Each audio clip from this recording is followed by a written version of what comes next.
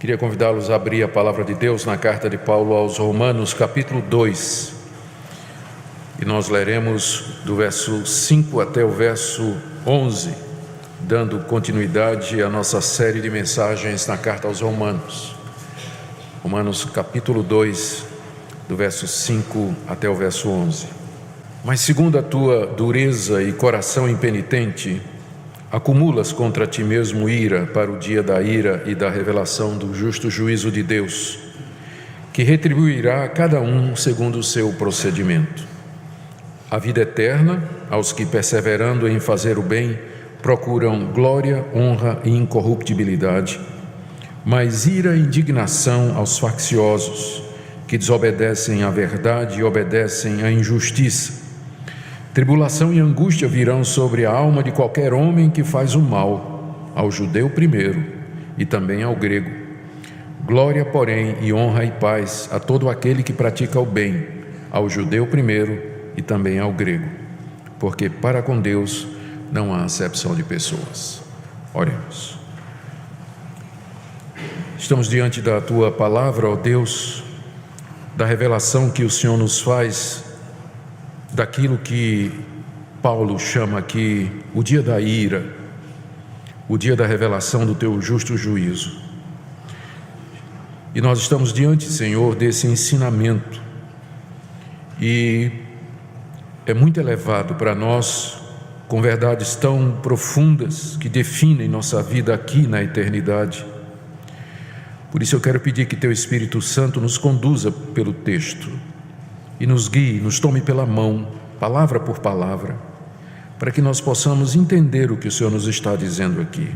E mais do que isso, de que maneira essas verdades impactam a nossa vida no presente. Oro pelas crianças, adolescentes, jovens que aqui se encontram, para que eles percebam que estas verdades dizem respeito a eles também. Que todos, ó Senhor, estejamos conscientes daquilo que o Senhor nos ensina, dessas coisas intangíveis, imperceptíveis ao olho humano, mas que são reais e verdadeiras e imutáveis. Guia-nos, pois, é o que pedimos em nome de Jesus. Amém. Meus queridos, aqui nessa passagem o apóstolo Paulo fala do dia do juízo, o dia que está para vir sobre a humanidade e no qual, nas palavras dele, Deus haverá de revelar a sua justiça. É um dia que está no futuro, é um dia que é ensinado em toda a Bíblia, é um dia que se aproxima cada momento que nós vivemos, um dia do qual nós não podemos precisar a exatidão no nosso calendário, mas a sua vinda é tão certa quanto a própria existência de Deus. Há um dia em que Deus haverá de revelar-se como juiz de toda a humanidade, em que Ele vai julgar o procedimento de cada pessoa. O que levou o apóstolo Paulo a tratar desse assunto foi o seguinte: ele escreveu essa carta com o objetivo de mostrar à igreja de Roma a necessidade de evangelizar a Espanha. A Espanha ficava ao norte de Roma, numa região onde o evangelho ainda não havia chegado, e para alcançar os espanhóis com a mensagem do evangelho, o apóstolo Paulo precisava do suporte de uma igreja que o enviasse, orasse por ele, ajudasse financeiramente, mandasse pessoas com ele, uma equipe. Ele então, como não era conhecido da igreja de Roma, escreve essa carta com o objetivo de se apresentar à igreja e apresentar os seus planos. Ele fala desses planos no capítulo 1 e no capítulo 15. E como ele não era conhecido da igreja, aqui nessa carta ele apresenta a mensagem que ele quer pregar na Espanha, o evangelho que ele prega. Então, nos primeiros 3 capítulos, ele fala da perdição de toda a raça humana. Ele fala que os pagãos estão perdidos, os gentios estão perdidos, aquelas pessoas que nunca ouviram falar da lei de Moisés, nunca ouviram falar do Deus verdadeiro, nunca ouviram falar do nome de Jesus, todavia elas estão perdidas, E não somente eles, mas os judeus também estão perdidos, apesar de terem recebido o conhecimento de Deus. Depois, na metade do capítulo 3 até o capítulo 5, ele fala de como Deus providenciou a salvação e a redenção em Cristo Jesus. Do capítulo 6 até o 8, ele explica de que maneira judeus e gentios, salvos pela graça de Deus, podem viver aqui nesse mundo. E no capítulo 9 até o 11, ele responde perguntas do tipo assim: se a salvação é por causa de Cristo, qual o propósito da lei de Deus? Por que Deus deu a lei? Qual o lugar do judeu então, se Deus vai salvar? Se judeus e gentios estão condenados, e se judeus e gentios são salvos da mesma forma, qual é a vantagem de Israel? Por que Deus separou a nação de Israel no Antigo Testamento? São perguntas que ele responde nos capítulos de 9 a 11. E de 12 até o final, 15, ele trata de questões práticas da vida da igreja. Como é que judeus e gentios podem viver juntos? Como é que, o que são dons espirituais? De que maneira eles contribuem para a edificação da igreja? E ele termina falando dos seus planos de ir para a Espanha, visitá-los, e faz recomendação a várias pessoas que estão lá. Portanto, essa passagem que eu acabei de ler para vocês, ela está inserida na primeira parte da carta, em que o apóstolo Paulo está tentando demonstrar que a humanidade toda a humanidade está perdida e que ela será julgada de acordo com as suas obras nesse grande dia do juízo. Ele começou falando a respeito dos pagãos, vocês me acompanharam no capítulo 1, ele fala no verso 18 que a ira de Deus já está se revelando do céu. Isso aqui se refere a uma consciência que Deus coloca em cada pessoa de que Ele existe e que Ele está desagradado com a conduta dos pecadores. Ele diz ainda no capítulo 1 que Deus se mostrou na natureza. A natureza reflete a existência de um Deus santo, um Deus que é distinto da sua criação, um poder que antecede a realidade, que portanto Ele deve ser adorado e não os ídolos e as imagens como feitas pelo homem, pela imaginação humana. Ainda no capítulo 1, Paulo diz que esses pagãos torceram a verdade de Deus, verdade essa que Ele deu na consciência e na criação, e adoraram a criatura, torceram as relações sexuais. Deus os entregou às suas paixões, eles foram mais fundo ainda, em vez de se arrepender, e mesmo sabendo o juízo de Deus, de que são passíveis de morte os que cometem estas coisas, eles não somente fazem, como ainda aprovam aqueles que praticam estas coisas. E aí no capítulo 2, Paulo se dirige agora para os moralistas. Eram aquelas pessoas entre os pagãos que reprovavam aquele procedimento entre os pagãos, como por exemplo alguns filósofos estoicos ou alguns políticos romanos que condenavam aquele tipo de prática, aquelas práticas imorais que havia no Império Romano. E Paulo diz: vocês estão condenados do mesmo jeito, porque vocês praticam as mesmas coisas que vocês condenam, vocês fazem as mesmas coisas que vocês consideram erradas. E Paulo então foca agora no judeu, porque de todos os críticos que havia no século I, de todos aqueles que mais condenavam a atitude dos pagãos, você encontrava, ou você tinha, o judeu. O judeu entendia, porque Deus deu a lei para ele, porque Deus fez uma aliança com ele, que ele estava numa posição mais privilegiada e desprezava os demais povos.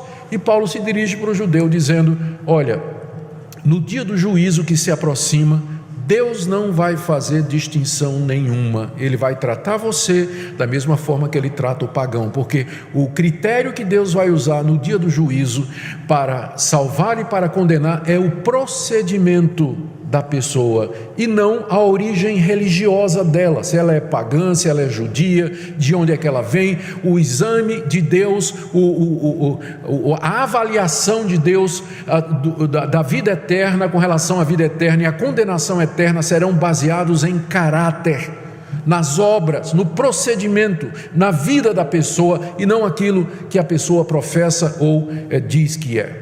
Esse, portanto, é o tema e esse é o foco do que nós acabamos de ler aqui, quando o apóstolo Paulo então coloca ou introduz esse tema do dia do justo juízo de Deus. A minha oração é que Deus nos ajude a perceber a gravidade e a seriedade do que está escrito aqui, porque a vida pode passar muito depressa para qualquer um de nós. Há adolescentes aqui, e eu queria que eles pensassem nisso também. a jovens aqui, eu queria que eles pensassem nisso também. A vida de vocês é por um fio. Crianças morrem, adolescentes morrem, jovens morrem.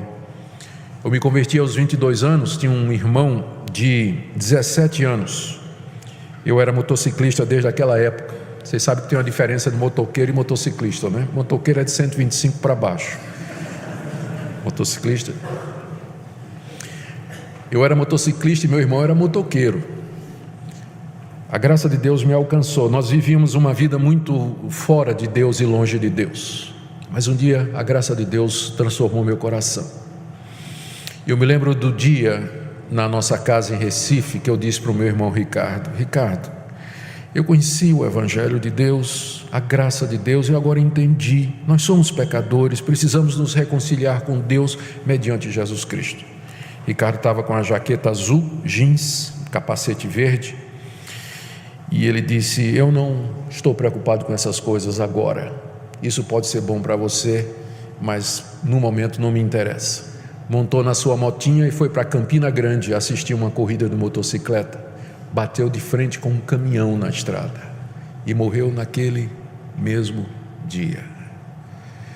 A morte pode chegar para você a qualquer momento, e eu queria que você pensasse nisso, no que você vai ouvir hoje à noite. Você que está me escutando, criança, adolescente, jovem, adulto, idoso. Deus hoje à noite nos dá a oportunidade de refletir sobre estas verdades, estas realidades eternas que estão colocadas diante de nós, exatamente para que nós o temamos. Deixe-me fazer 4 ou 5 considerações a respeito do dia do juízo que Paulo faz aqui nesse texto. A primeira é que ele está no futuro. Veja o que diz no verso 5. Ele está falando para o judeu: segundo a tua dureza e coração impenitente, acumulas contra ti mesmo ira para o dia da ira e da revelação do justo juízo de Deus. Paulo está se referindo a um dia futuro, que ele chama do dia da ira e o dia da revelação do justo juízo de Deus. A ira de Deus já está sendo derramada no presente. A ira de Deus significa o desprazer de Deus para com o pecado. O nosso Deus é santo, Ele é justo, é verdadeiro, e Ele não pode contemplar o mal, sem que a sua natureza justa e santa se revolte e fique indignada com as criaturas que o afrontam. Então, já aqui e agora, a ira dele está sendo derramada. É o que Paulo diz, capítulo 1, verso 18: a ira de Deus se revela do céu, ou literalmente está sendo revelada do céu. Diariamente a ira de Deus é derramada sobre pecadores. Deus os aflige através de punições físicas, através de desgraças, através de tormentos espirituais, através de avisos, através de provocações para que eles se lembrem, para que eles vejam em que situação eles se encontram. Todo dia Deus está fazendo isso com pecadores, tirando a paz deles, incomodando a vida deles. São o que nós chamamos pré-anúncios da ira final de Deus, mas é apenas o começo isso.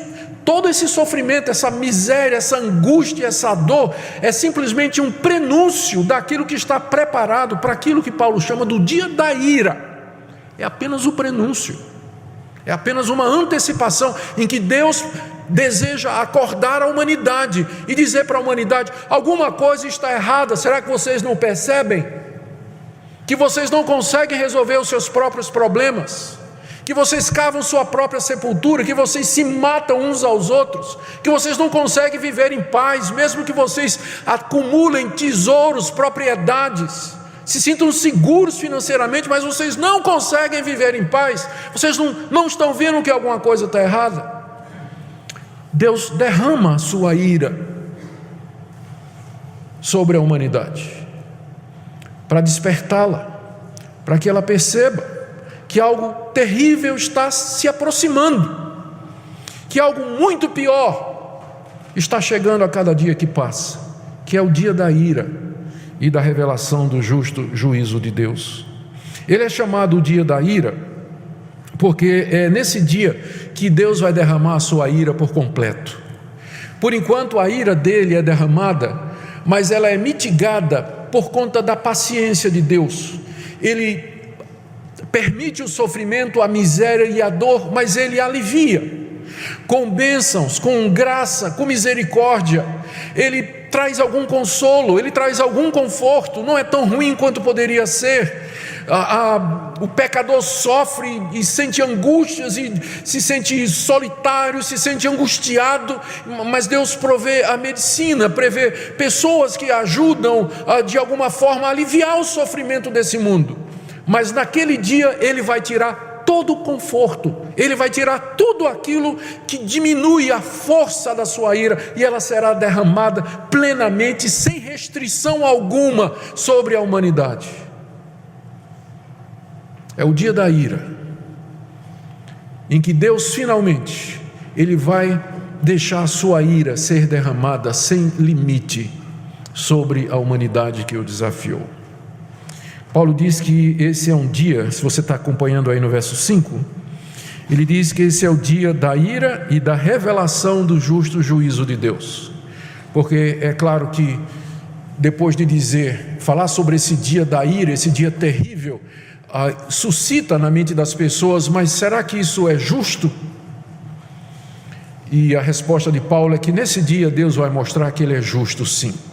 Porque no dia de hoje, a ira de Deus está sendo derramada, mas as pessoas não percebem a justiça que há nisso, porque aparentemente sofrem todos, quem teme a Deus e quem não teme a Deus, quem crê em Deus e quem não crê em Deus, quem procura o bem e quem procura o mal. Parece que o sofrimento, a angústia vem a todos, e aí alguém pergunta: onde está a justiça? Será que é justo isso que Deus está fazendo? Mas naquele dia Deus vai mostrar exatamente que tudo que Ele fez foi justo. Ele vai mostrar que nunca cometeu uma única injustiça com nenhum ser humano. Na verdade, Ele vai mostrar que Ele foi até misericordioso e compassivo, deixando de derramar a sua ira antes e com mais intensidade e vigor. Será o dia em que Deus vai apresentar-se como justo juiz, e nenhum de nós vai poder imputar a Deus qualquer injustiça e dizer: o Senhor errou, ou o Senhor foi severo demais, ou o Senhor foi mole demais, ou relaxou demais. Não, naquele dia vai ficar claro que tudo o que Deus fez e permitiu que fizesse está perfeitamente justo. Naquele dia toda a boca vai se calar. Mas Deus não sabia? Por que Ele permitiu? Por que isso aconteceu comigo? Por que criança sofre? Por que gente boa morre? Naquele dia todo mundo vai ter a resposta, e todo mundo vai calar a boca. Pode ser que agora nós não tenhamos todas as respostas, mas esse é o dia da revelação do justo juízo de Deus, e naquele dia você vai ter a resposta. O que resta agora é que você aguarde esse dia, sem imputar a Deus e sem atribuir a Deus injustiça nenhuma, porque você não sabe todas as coisas, você não tem o conhecimento dele, então é um dia que está no futuro.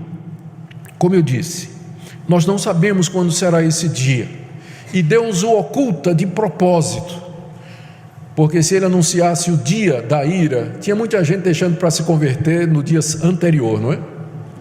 Muita gente deixando para se arrepender no dia anterior, queria experimentar o pecado até o último momento, faltando 5 minutos. Eu sei que isso não é possível, mas uma das razões pelas quais Deus não revela quando esse dia virá é exatamente para que nós estejamos prontos. Ele até contou, o Senhor Jesus até contou uma parábola sobre isso. Ele disse: se o dono da casa soubesse a que hora vinha o ladrão, vigiaria, para não deixar que sua casa fosse arrombada. Mas como a gente não sabe que hora vem o ladrão, a gente fica vigiando o tempo todo. O dia do Senhor será como um ladrão de noite, nós não sabemos quando ele vem.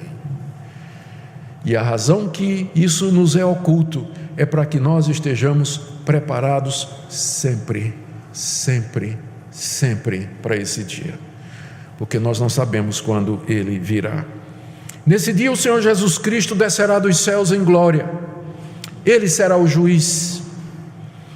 A Ele foi dado o poder de julgar, porque Ele se tornou um de nós, porque Ele morreu na cruz pelos pecadores, porque Ele recebeu todo o poder no céu e na terra, porque Ele é o Filho de Deus e o Filho do homem.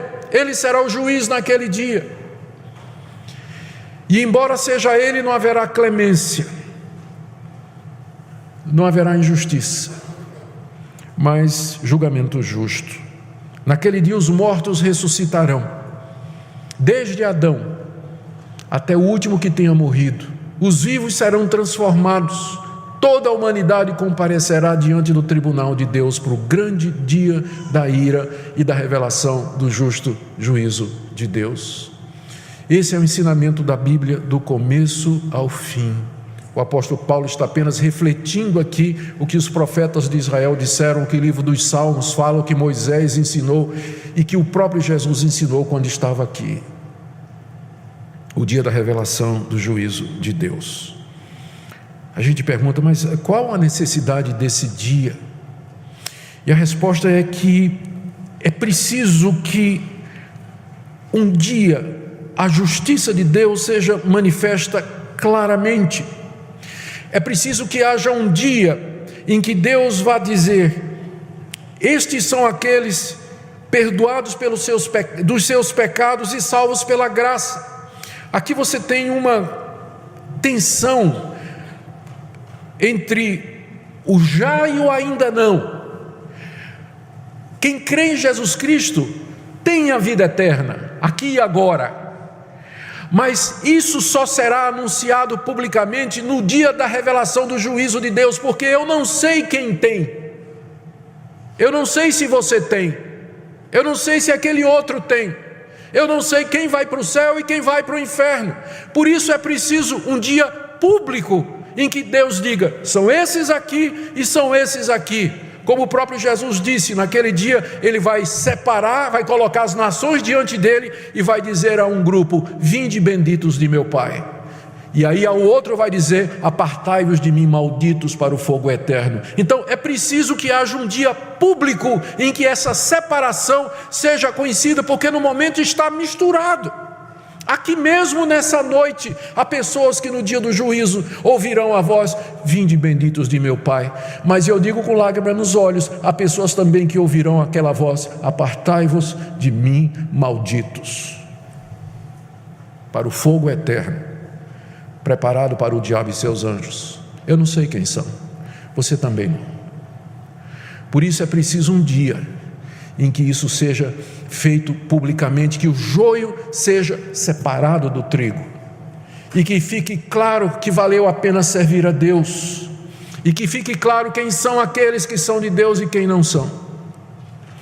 Então é por isso que precisa esse dia. Essa é a primeira coisa. É um dia que se chega, é um dia que se aproxima, é um dia em que o julgamento será público, o veredito de Deus será declarado e a justiça dele será vindicada. E toda boca se calará diante da justiça de Deus. Segunda coisa que nós queremos destacar aqui dessa passagem é o critério pelo qual Deus haverá de julgar os homens mediante Jesus Cristo. O apóstolo Paulo diz no verso 6, no verso 5 ele fala do dia da ira e da revelação do justo juízo de Deus. E no verso 6 ele diz: Deus retribuirá naquele dia a cada um segundo o seu procedimento. Naquele dia, Deus retribuirá a cada um segundo o seu procedimento. Ou seja, aqui nós estamos diante do critério que Deus vai usar para retribuir a alguns uma coisa, retribuir a outro outra coisa. O critério é o que Paulo chama aqui procedimento. Literalmente, na língua grega, o que nós temos aqui é a palavra obras. Ou seja, literalmente está dizendo: Deus retribuirá a cada um segundo as suas obras. Como as obras mencionadas é aquilo que eu sou, aquilo que eu faço, aquilo que eu penso, as minhas escolhas, as minhas decisões, então a nossa tradução traduziu corretamente como procedimento. Mas a palavra é isso: obra, aquilo que eu faço, aquilo que eu escolho, aquilo que eu digo, aquilo que eu penso, aquilo pelo que eu vivo, o encaminhamento que eu dou à minha vida, como eu trato as pessoas, como eu trato Deus, como eu trato o dinheiro, como eu trato o meu corpo, como eu trato a propriedade do meu próximo, como eu trato o casamento do meu próximo, como eu trato o nome do meu próximo, são obras, é o que nós somos, é o que nós fazemos como seres humanos. Daí a tradução aqui é procedimento. Esse vai ser o critério naquele dia. Deus vai julgar o procedimento de cada um, e Ele vai dar de acordo com isso, vai retribuir. Note a palavra aqui, daí a justiça de Deus. Ele vai retribuir de acordo com as obras de cada um. A retribuição de Deus, ou seja, o resultado do julgamento, será baseado no procedimento que as pessoas tiveram aqui nessa vida. Note que no dia do juízo não haverá mais oportunidade para nada, do tipo assim: Deus, eu sei que fui mal a vida toda, tem chance de mudar alguma coisa? A resposta vai ser não. Então é o momento final. O que vai estar em jogo é o que você fez enquanto estava vivo, enquanto viveu aqui nesse mundo, enquanto ocupou o seu corpo aqui na terra. É isso que vai ser levado em consideração. Não será considerada raça, não será considerada cor, não vai ter cota para ninguém, não vai ser considerado gênero, também não vai ter cota nenhuma baseada em gênero, língua, posição social, religião. Deus vai julgar de acordo com o procedimento, de acordo com as obras de cada um. Terceira coisa que o texto nos diz é que nesse dia haverá somente dois resultados.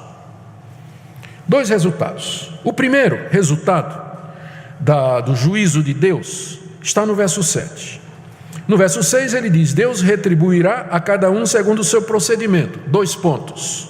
Ou seja, a uns ele vai dar, verso 7, a vida eterna.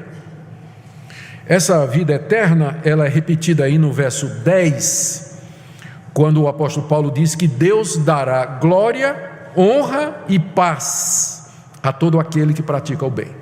Então, o que Deus vai retribuir? Em primeiro lugar, Ele vai dar vida eterna, glória, honra e paz a um grupo. A vida eterna é a vida não somente sem fim, em contraste com a morte eterna, mas é uma vida em comunhão com Deus. A vida consiste em conhecer a Deus e o seu Filho Jesus Cristo e viver com Ele para todo sempre. A vida eterna é muito mais algo qualitativo do que quantitativo. Quando a gente pensa em vida eterna, a gente pensa em viver para sempre, mas a vida eterna na Bíblia é mais do que viver para sempre. É também, mas significa viver em comunhão com o eterno, aquele que existe para todo sempre.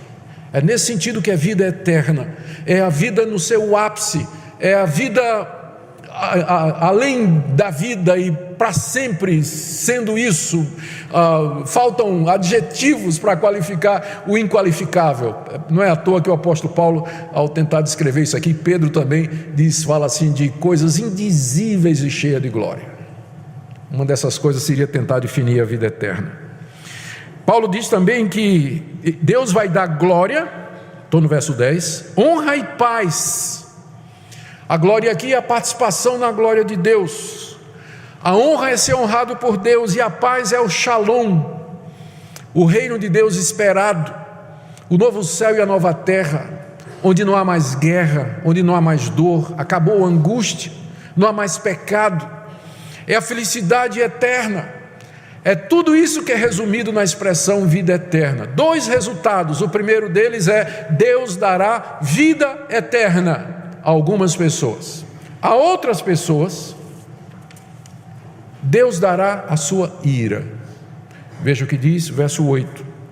No verso 6 ele diz: Deus retribuirá a cada um segundo o seu procedimento. 2 pontos. Primeiro, vida eterna.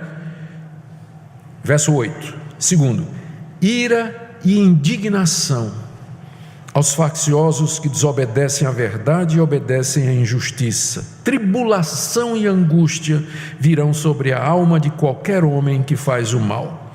Aqui Paulo fala sobre o segundo grupo, dizendo que eles receberão a ira de Deus, o desprazer de Deus, a indignação de Deus. Deus está indignado com eles e vai derramar sobre eles o seu justo juízo e castigo. No verso 9, tribulação e angústia, angústia profunda, indizível, interminável, incapaz de ser compreendida. Se você já não consegue viver com angústia aqui, você está tendo apenas uma pequena amostra do que vai ser o dia do juízo e o inferno. Uma angústia indizível que leva as pessoas ao desespero, como Jesus mesmo disse, ao ranger de dentes, de tanta angústia. É isso que Deus vai derramar naquele dia para o segundo grupo. Então, Deus vai retribuir segundo as obras, e o resultado será apenas vida eterna para um e ira, indignação, tribulação e angústia para o outro. Note, de acordo com Paulo aqui e com o restante da Bíblia, não tem uma terceira opção tipo purgatório. Ou seja, Deus olhou assim e disse: esse foi mais ou menos. Então faz o seguinte, você vai passar um tempinho sofrendo aqui, e depois que você sofreu bastante, você entra no céu. Isso não está na Bíblia em lugar nenhum. São apenas dois resultados: ou céu ou inferno, usando a linguagem bíblica. Ou vida eterna ou ira eterna. Apenas dois. Segunda coisa, note que não se fala aqui da extinção da alma, porque algumas pessoas acham que o castigo de Deus no dia do juízo vai ser extinguir a pessoa deixa de existir. Mas se for isso, não faz sentido Paulo falar de tribulação, indignação e angústia, porque mortos extintos, eles não sentem nada disso. Estarão bem vivos, sim, e bastante conscientes. Terceira coisa, note que Paulo não está dizendo aqui que a salvação é universal, que naquele dia Deus vai dar a vida eterna a todos. Ele não vai dar a vida eterna a todos. Deus vai dar a vida eterna a alguns, mas não a todos. Há pessoas que defendem o universalismo, ou seja, que nesse dia do juízo Deus vai perdoar a humanidade toda. Não há o menor fundamento bíblico para isso.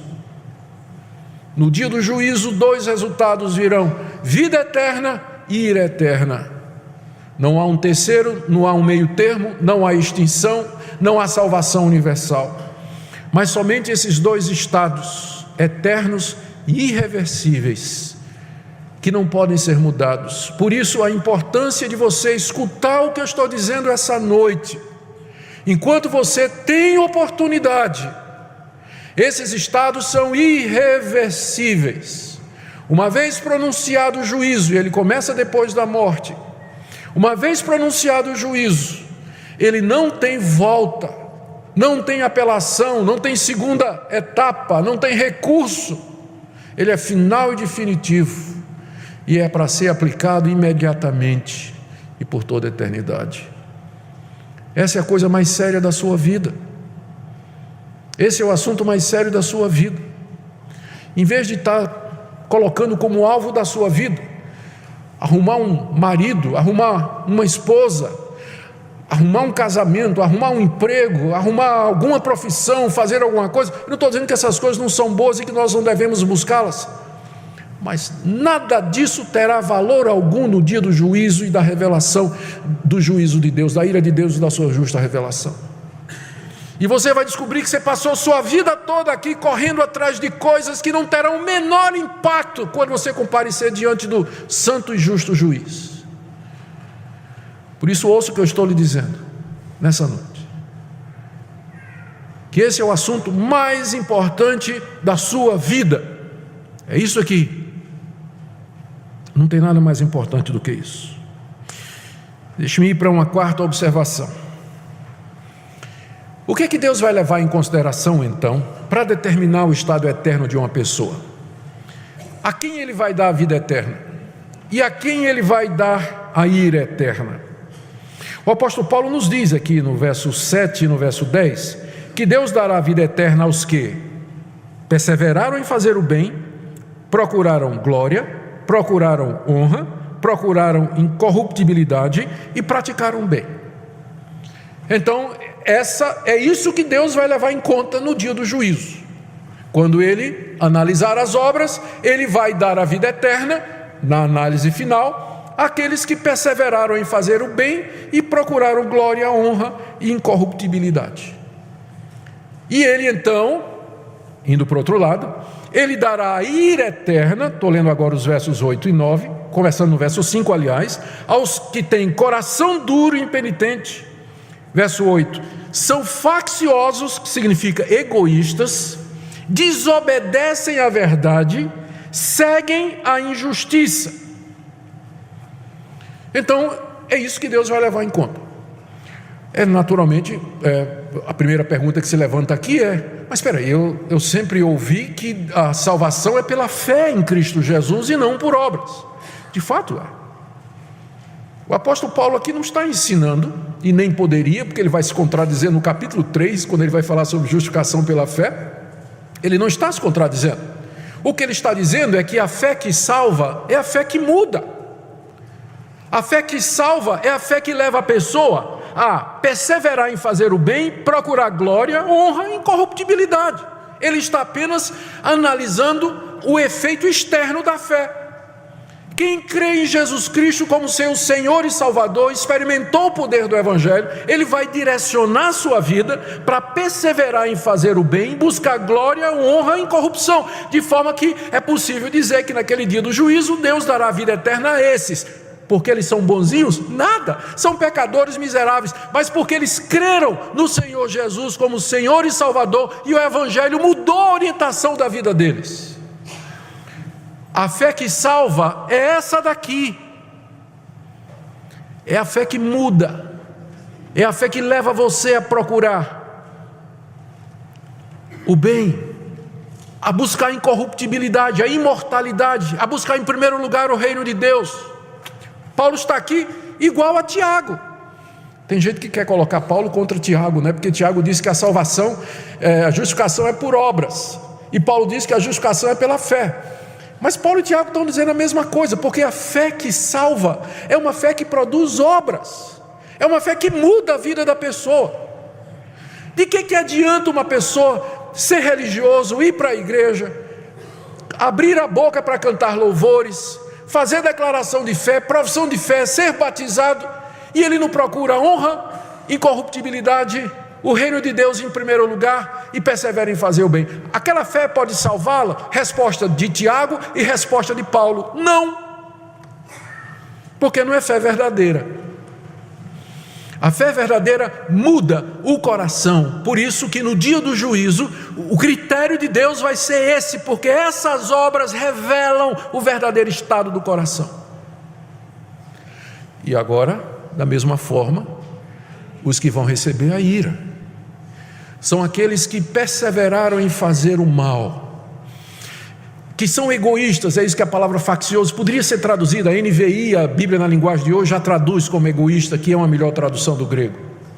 A diferença entre os dois grupos é que o primeiro grupo, a vida deles é orientada para Deus, e o segundo grupo, dos facciosos, egoístas, que desobedecem à verdade e seguem a injustiça, é orientado para si mesmos. Eles passaram a vida toda procurando o seu próprio bem, viveram para si mesmos, nunca se preocuparam com as realidades eternas, nunca deram a Deus o primeiro lugar. Por isso praticaram iniquidade, viveram iniquidade, e Deus vai retribuir de acordo com isso. É isso que você quer? Não foi isso que você procurou a vida toda? Você vai ter agora eternamente.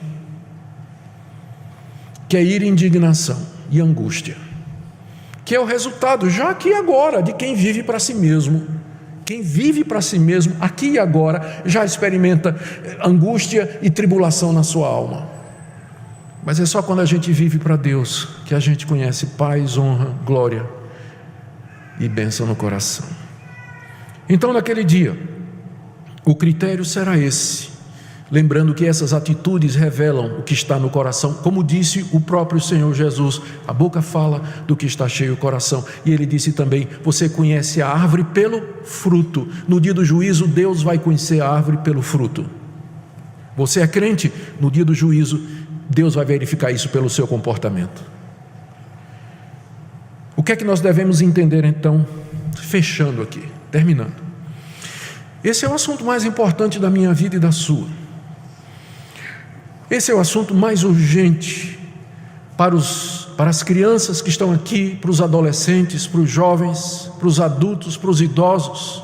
Esse é o assunto mais importante da nossa vida, porque a nossa vida física, biológica, ela não está em nossas mãos.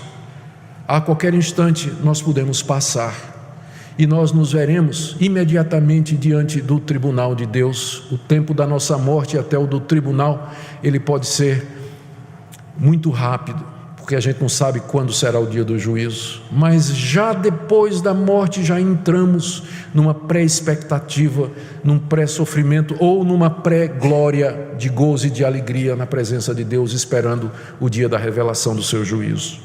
Esse é o assunto mais importante da sua vida. E esses destinos, eles vão depender da sua atitude hoje, aqui e agora, hoje à noite. Qual o estado do seu coração diante de Deus? O que você pensa de Jesus Cristo, de Deus, da vida eterna?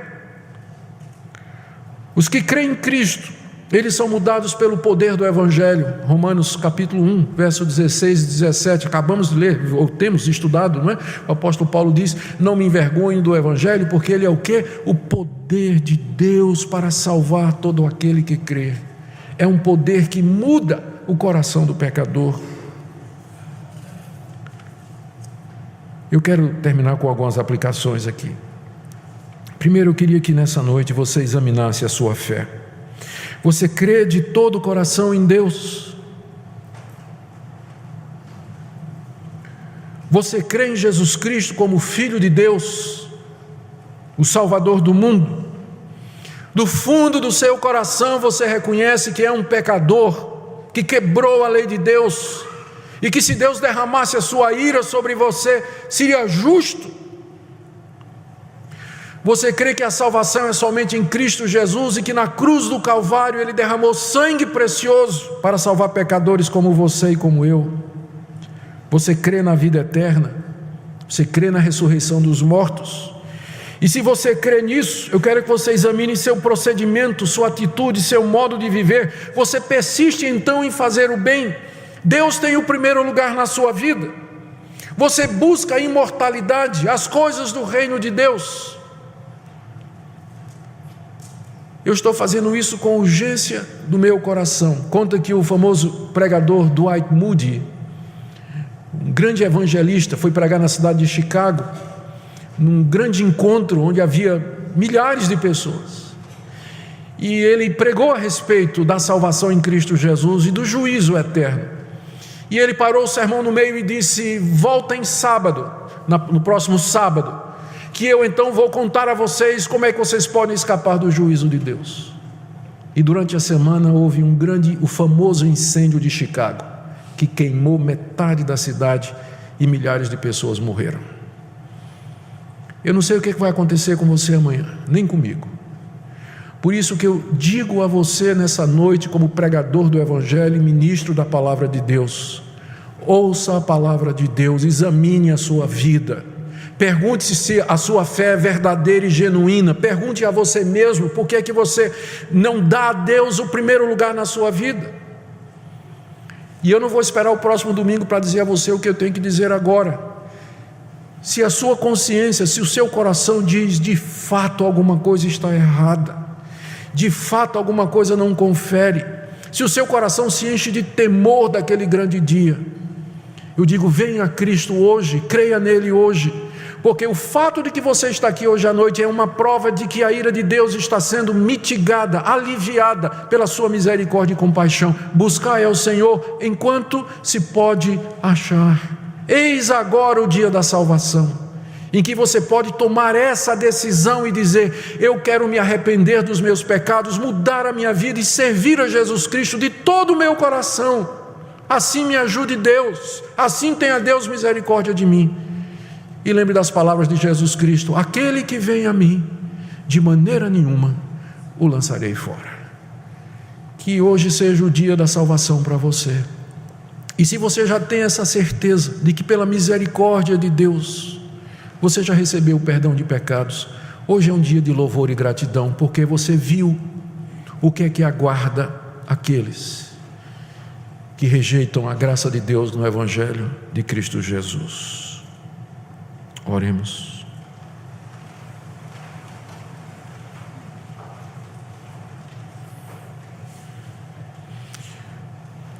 Senhor, eu nem sei direito o que dizer diante do Senhor, porque Tua palavra é muito mais eficaz e muito mais clara do que qualquer pronunciamento humano. Eu peço que essa palavra faça o efeito dela no coração de cada pessoa aqui. Eu não tenho o poder de mudar nem meu coração, nem o coração dos meus ouvintes. Mas Tu mandaste a Tua palavra com um propósito. E nós cremos que Tu és misericordioso e bom. Nós cremos no Teu perdão, na Tua compaixão. Há pessoas aqui essa noite que estão caminhando para a ira eterna. Eu peço que o Senhor fale ao coração delas, que o Senhor as convença, que o Senhor as ilumine, que o Senhor faça com que elas deem meia volta, arrependidas.